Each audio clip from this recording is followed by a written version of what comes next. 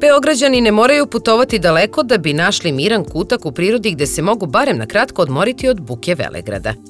Krenuli smo put Kosmaja preko Ralje i Baba, ne bismo li proverili gde se i kako na šumovitim padinama ove pitome planine može provesti ugodan vikend. Na pola puta do Kosmaja posećujemo izletište na Trešnji da vidimo šta ćemo tamo zateći. Osim nekoliko pecaroša koji su na jezeru našli svoj mir i lepog šumskog okruženja, ne vidimo znake obnove ovog izletišta o kojoj se pričalo. Nekadašnji ugostiteljski objekat pored jezera i dalje stoji u polurazrušenom stanju. Šteta što je tako jer Trešnja itekako ima turistički potencijal, barem za vikend posetioci iz prestonice.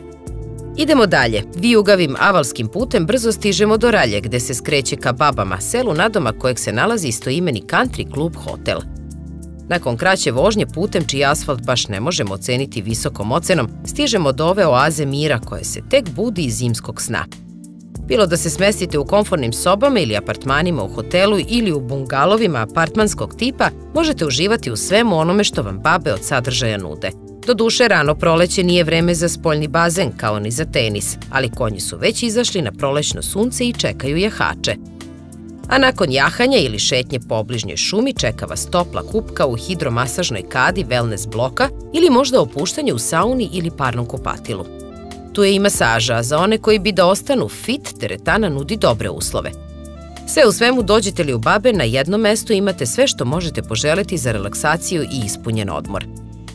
Produžavamo dalje preko Stojnika ka Kosmaju. Prolazimo pored manastira Tresije, nakon kojeg put ka vrhu uranja u veoma živopisnu šumu.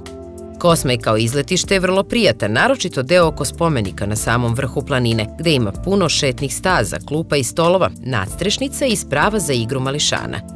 Međutim, sam vrh planine će vam ponuditi slabo šta više od toga.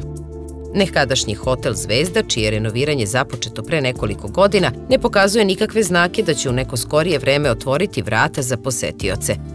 Praktično, kada odete na Kosmaj, nemate gde da sednete čak ni piće da popijete. Međutim, Kosmaj ima i neke svoje slatke tajne. Jedna od njih je ranč V8, diskretno mesto pored puta prema Rogači, gde možete iznajmiti neko od 3 drvene kućice koje nude izuzetne uslove za odmor. Bungalovi su kompletno opremljeni kuhinjskim elementima i imaju 1 do 2 spavaće sobe sa satelitskom televizijom i bežičnim internetom. Na travnjacima, pored bungalova, ležaljke čekaju svoje prve goste ovog proleća, a tu je i mali otvoreni letnjikovac opremljen za roštiljanje. Tu su dakle svi uslovi za potpun užitak u prirodi na samo 60 km od Beograda, što znači da napor putovanja nećete ni osetiti.